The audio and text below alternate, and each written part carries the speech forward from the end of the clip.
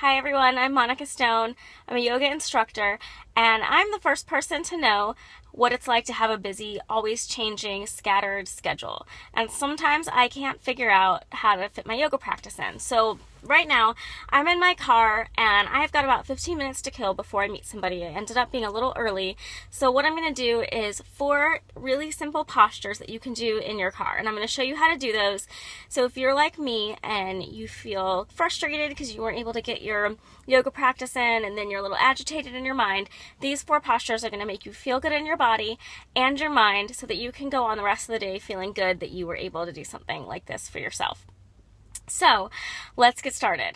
First posture that I'm going to show you is a simple twist. So first I wanted to mention, just put the car in park first and move the seat back a little so get comfortable. So we're going to use just parts of the car to help us get leverage on these postures and to help us balance. So we're not going to be working so much on balance, but just on how we can use the car as leverage to help us with each posture. So I'll show you how.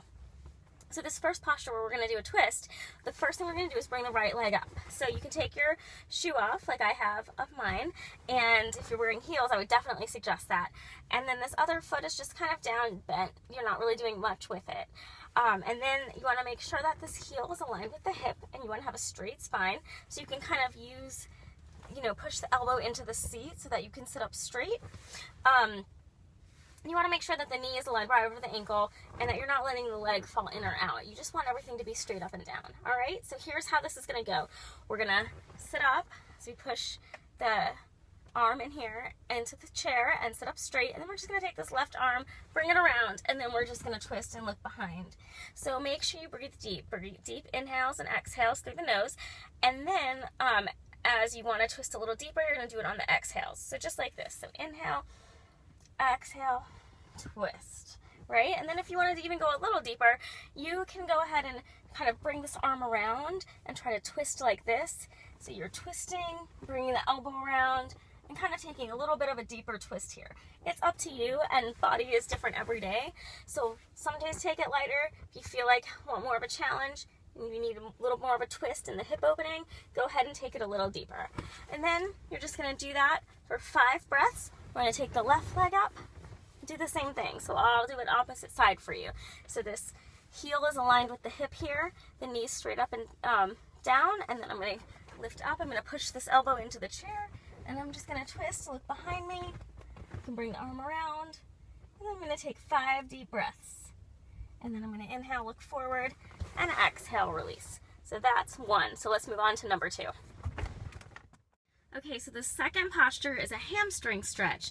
So I want to encourage you to turn sideways in the car. I could easily do this facing the front because I am 4'9". I'm a pretty short person, but most people are a lot taller than me and have longer legs, and it just wouldn't work. So if you turn towards the side, what we're going to do is one leg, so let's say the right leg, you can either have it bent up like this, or you can face it towards the side. You're going to take the left leg out, and then what we're going to do is grab onto the big toe like this. If you can't reach the big toe, it's no problem. But what you're going to do is try to hold the big toe and try to straighten out the leg. So if you have tight hamstrings, this might be hard for you. If the leg is bent, it's no problem. Just like this, just grab the big toe. If you can't reach the big toe, just grab the shin, no problem, or the calf. So then once you have it straight, if this is possible for you, you can start to bring the leg up just a little bit and hold the leg and straighten it. And then if you want to even take it a little deeper, you can kind of bow in towards the leg and come up. So just taking this to wherever works for you. So maybe you are just kind of stretching out the leg and holding the shin.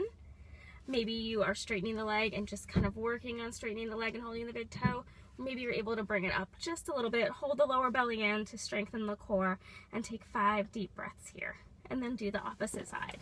So this third exercise is going to be an upper and lower back stretch and shoulders. So what we're going to do is kind of move up onto the seat and then bring the hands behind you. And I know it's kind of hard to see, but my hand's pressing into the chair here, and the back of the chair and the bottom of the chair. So I'm pressing into here.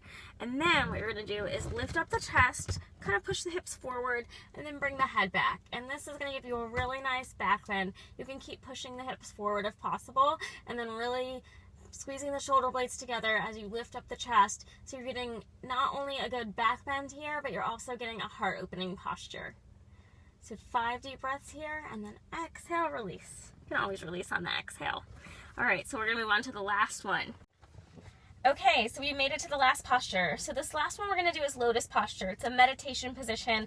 I'm going to show you how to get into it, and if you can't fully do lotus, it's no problem. There's other modifications. So it always starts with the right foot with lotus posture. So the first thing we're going to do, we'll have the left foot kind of in a cross-leg position. I know I'm facing the side here because it's better filming in the car, but you can face the front in this posture. So either way is fine. So we're going to take the right foot, and you're going to lift it up, pull the knee back. So pulling the knee back closes the knee joint, and that keeps it safe. And then we're going to go ahead and pull the heel in line with the navel. The toes rest right in the hip crease.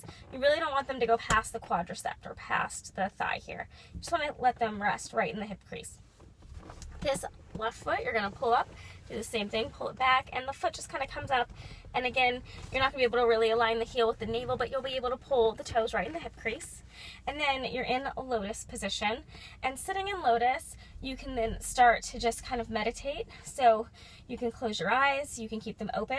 Actually, I don't encourage you to close your eyes because you're in a car. So whether you're in a line at Starbucks or waiting for your kids at school or just literally somewhere, it's probably not good to close your eyes while you're in a car, even if it's parked. So you don't have to close your eyes to meditate. All you have to do is find a one point in concentration. So maybe look forward. You can just kind of gaze down towards your nose or find something to focus on. And then you'll take deep breaths here. So I just encourage you to, the remainder of the time in the car that you have while you are waiting, to just sit in this lotus position and meditate. And just clear the mind. So meditating just means focus on one point. So I like to focus on the sound of my breath. So I'll breathe in through the nose and out through the nose. And your mind is going to wander, and that's okay because we're human, so it always wanders. Don't get frustrated at yourself. Just bring it back to the sound of your breath, or just bring it back to that one point that you're focusing on.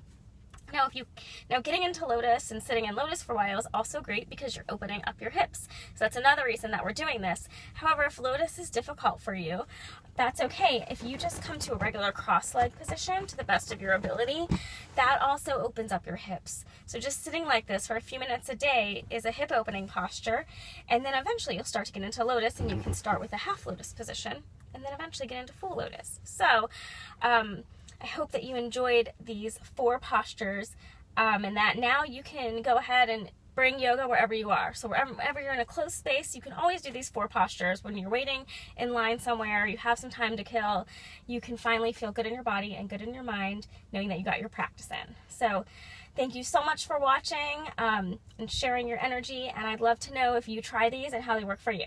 Thanks so much. Namaste.